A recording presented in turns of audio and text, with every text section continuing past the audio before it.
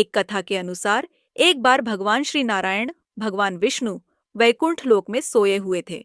उन्होंने स्वप्न में देखा कि करोड़ों चंद्रमाओं की कांति वाले, त्रिशूल डमरूधारी, स्वर्णाभरण भूषित, सुरेंद्र वंदित, सिद्ध सेवित त्रिलोचन भगवान शिव प्रेम और आनंदातिरेक से उन्मत्त होकर उनके सामने नृत्य कर रहे हैं।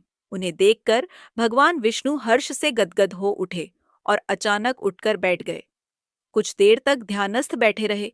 उन्हें इस प्रकार बैठे देखकर श्री लक्ष्मी जी पूछने लगीं, भगवन, आपके इस प्रकार अचानक निद्रा से उठकर बैठने का क्या कारण है? भगवान ने कुछ देर तक उनके इस प्रश्न का कोई उत्तर नहीं दिया और आनंद में निमग्न हुए चुपचाप बैठे रहे। कुछ देर बाद हर्षित होते हुए बोले, देवी, मैंने अभी स्वप्न में भगवान श्री महेश्वर का दर्शन किया है। उनकी छवि ऐसी अपूर्व आनंदमय एवं मनोहर थी कि देखते ही बनती थी। मालूम होता है भगवान श्री शंकर ने मुझे स्मरण किया है। अहो भाग्य! चलो, कैलाश में चलकर हम लोग महादेव के दर्शन करें। ऐसा विचार कर दोनों कैलाश की ओर चल दिए। भगवान शिव के दर्शन के लिए कैलाश मार्ग पर आधी दूर गए होंगे कि देखते हैं भगवान शंकर स्वयं गिरिजा के साथ उनकी ओर चले आ रहे हैं। अब भगवान के आनंद का तो ठिकाना ही नहीं रहा, मानो घर बैठे निधि मिल गई। पास आते ही दोनों परस्पर बड़े प्रेम से मिले। ऐसा लगा मानो प्रेम और आनंद का समुद्र उमड़ पड़ा। एक दूसरे को देखकर दोनों के नेत्रों से आनंदाश्रु बहने लगे और शरीर पुलकायमान हो गया। दोनों ही एक दूसरे से लिपटे हुए कुछ देर मूकवत खड़े रहे। प्रश्नोत्तर होने पर मालूम हुआ कि शंकर जी को भी रात्रि में इसी प्रकार का स्वप्न हुआ कि मानो विष्णु भगवान को वे उसी रूप में देख रहे हैं जिस रूप में अब उनके सामने खड़े थे। दोनों के स्वप्न के वृत्तांत से अवगत होने के बाद दोनों एक दूसरे को अपने निवास ले जाने का आग्रह करने लगे।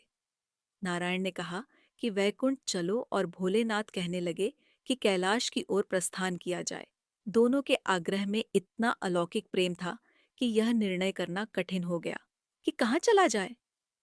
इतने में ही क्या देखते हैं कि वीणा बजाते, हरिगुण गाते नारद जी कहीं से आ निकले। बस फिर क्या था, लगे दोनों उनसे निर्णय कराने कि कहाँ चला जाए। बेचारे नारद जी तो स्वयं परेशान थे उस अलौकिक मिलन को देखकर। वे तो स्वयं अपनी सुध बुध भूल गए और लगे मस्त होकर दोनों का गुणगान करने। अब निर्णय कौन करे? अंत में यह तय हुआ कि भगवती उमा जो कह दें वही ठीक है। भगवती उमा पहले तो कुछ देर चुप रहीं। अंत में वे दोनों की ओर मुंह करते हुए बोली, हे नाथ, हे नारायण, आप लोगों के निश्चल, अनन्य एवं अलौकिक प्रेम को देखकर तो यही समझ में आता है कि आपके निवास अलग अलग नहीं हैं। जो कैलाश है वही वैकुंठ है और जो वैकुंठ है वही कैलाश है। केवल नाम में ही भेद है। यही नहीं, मुझे तो ऐसा प्रतीत होता है कि आपकी आत्मा भी एक ही है। केवल शरीर देखने में दो हैं। और तो और मुझे तो स्पष्ट लग रहा है कि आपकी भार्याएं भी एक ही हैं। मैं हूँ, वही लक्ष्मी है, और जो लक्ष्मी है वही मैं हूँ। केवल इतना ही नहीं, मेरी तो अब यह दृढ़ धारणा हो गई है कि आप लोगों में से एक के प्रति जो द्वेष करता है वह मानो दूसरे के प्रति ही करता है। एक की जो पूजा करता है वह मानो दूसरे की भी पूजा करता है। तो तय समझती हूँ कि आप दोनों में जो भेद मानता है उसका चिरकाल तक घोर पतन होता है। मैं देखती हूँ कि आप मुझे इस प्रसंग में अपना मध्यस्थ बनाकर मानो मेरी प्रवंचना कर रहे हैं, मुझे असमंजस में डाल रहे हैं, मुझे भुला रहे हैं। अब मेरी यह प्रार्थना है कि आप लोग दोनों ही अपने अपने लोक को पधारिए। श्री विष्णु यह समझें कि हम शिव रूप में वैकुंठ जा रहे हैं और महेश्वर यह माने कि हम श्री विष्णु रूप में कैलाश गमन कर रहे हैं। इस उत्तर को सुनकर दोनों परम प्रसन्न हुए और भगवती उमा की प्रशंसा करते हुए दोनों ने एक दूसरे को प्रणाम किया और अत्यंत हर्षित होकर अपने अपने लोक को प्रस्थान किया। लौटकर जब श्री विष्णु जी वैकुंठ पहुंचे तो श्री लक्ष्मी जी ने उनसे प्रश्न किया, हे प्रभु, आपको सबसे अधिक प्रिय कौन है? भगवान बोले, प्रिय, मेरे प्रियतम केवल भगवान श्री शंकर हैं। देहधारियों को अपने देह की भांति वे मुझे अकारण ही प्रिय हैं। एक बार मैं और श्री शंकर दोनों पृथ्वी पर घूमने निकले।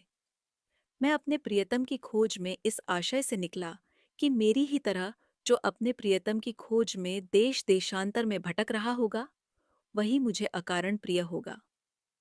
थोड़ी देर के बाद मेरी श्री शंकर जी से भेंट हो गई। वास्तव में मैं ही जनार्दन हूँ और मैं ही महादेव हूँ।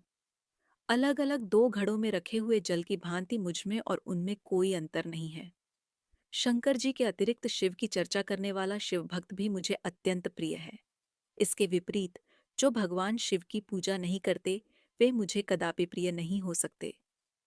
इस तरह जो भगवान शिव की पूजा करता है वह वैकुंठवासी विष्णु को भी स्वीकार है, और जो श्री विष्णु की वंदना करता है वह त्रिपुरारी भगवान शंकर को भी मना लेता है।